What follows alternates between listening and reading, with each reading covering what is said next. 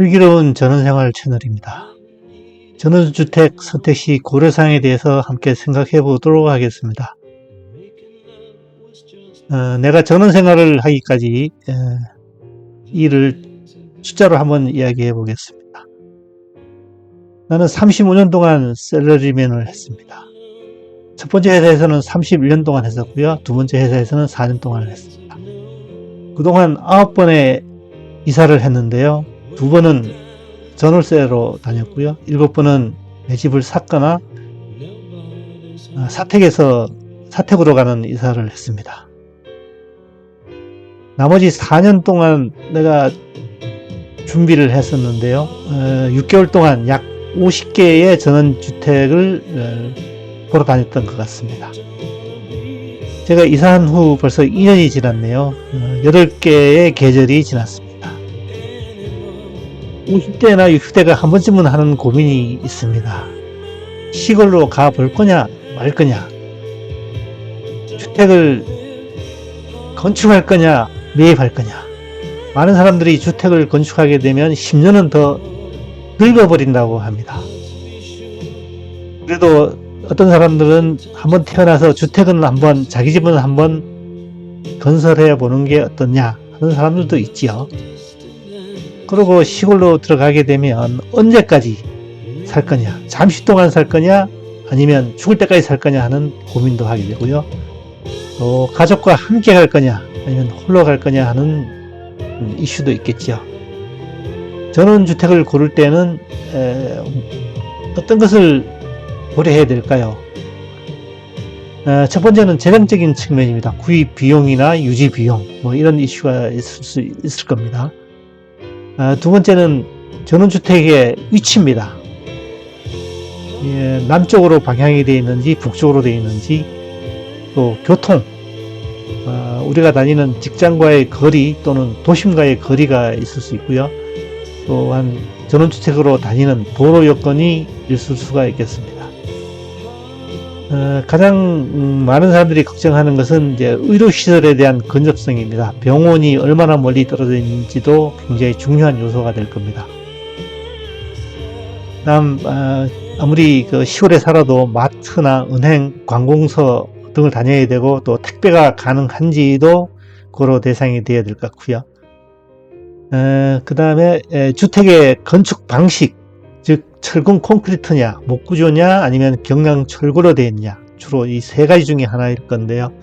각각의 장단점이 있습니다. 그래서 사전에 여기에 대한 공부를 좀 해야 될 것 같습니다. 또한 주택의 지붕이 무엇으로 이루어져 있는지, 또 테라스는 석판으로 되어 있는지 아니면은 마루로 되어 있는지도 봐야 되고요. 담장 또한 그렇습니다. 또 전원주택을 고를 때 환경이 중요하지요. 주변에 축사가 있는지, 무덤이 있는지, 또는 바로 옆으로 도로가 나서 소음이 있는지, 계곡에 계속 흘러가는 물소리가 계속 들리는지, 봄에 논에서 울리는 개구리 소리도 무시 못할 정도고요.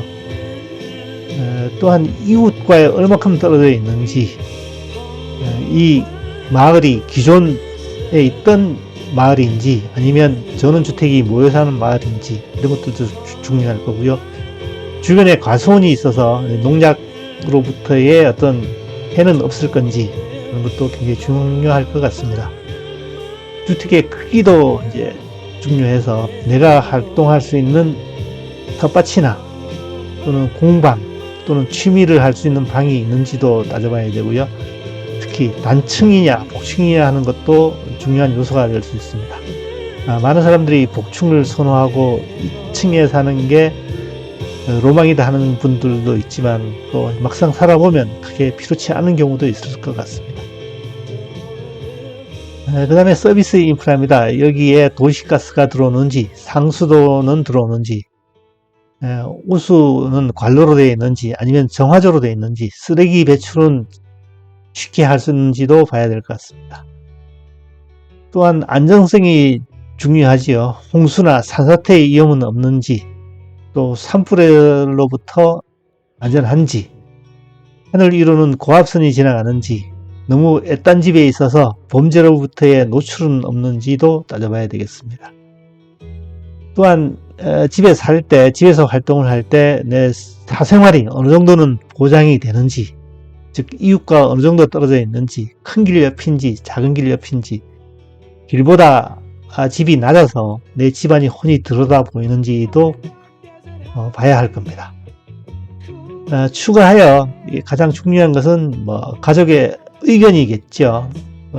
어떤 분은 어떤 일이 있어도 봉분 옆에서, 무덤 옆에서는 못 산다, 또는 축사 옆에서는 못 산다, 축사 냄새가 치명적이다 하는 분도 있을 수 있고, 애딴집이라서 무서워서 못 살겠다 하는 분도 있고요.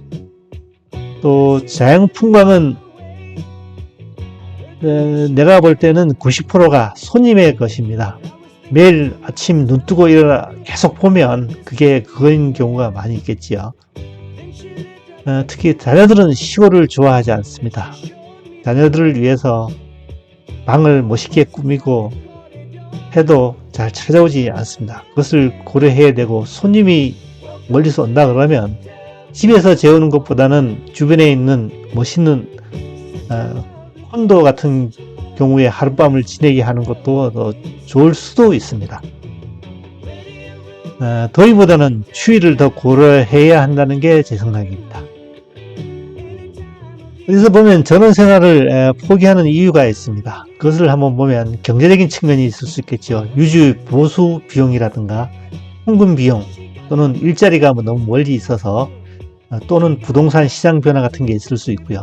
또는 사회적 고립감, 이웃과의 불화, 친구, 종교 모임에 참석하기 어렵거나 가족의 생각의 변화 같은 게 있을 수가 있습니다.